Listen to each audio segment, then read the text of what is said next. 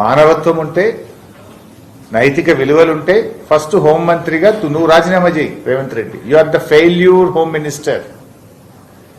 ఇవాళ ఎంతసేపు ప్రతిపక్షాల మీద అక్రమ కేసులు పెట్టడానికి, ప్రతిపక్షాలను వేధించడానికి, ప్రతిపక్షాలను విచారణ చేయడానికి, ల్యాండ్ సెటిల్మెంట్లకు పోలీస్ స్టేషన్లను మీరు అడ్డాగా చేసుకున్నారు. పోలీసులను తమ విధులు తాము నిర్వర్తించకుండా పోలీసులను మీరు ల్యాండ్ సెటిల్మెంట్లకు అడ్డాగా మార్చినారు. పోలీస్ వ్యవస్థను మీరు ఇలా రాజకీయ వ్యవస్థగా మార్చడం వల్ల ఈ ఇబ్బంది వస్తూ ఉంది. ఇప్పుడు ప్రస్తుత డీజీపీ సివి ఆనంద్ ఏమో మావోయిస్టులే మంచోళ్ళు అంటాడు, పాత డీజీపీ ఏమో ఏ బుక్ లేదు కాకి బుక్ ఉంది అంటాడు. మరి ఏమైతుంది అసలు? ఎటుపోతుంది ఈ రాష్ట్రం?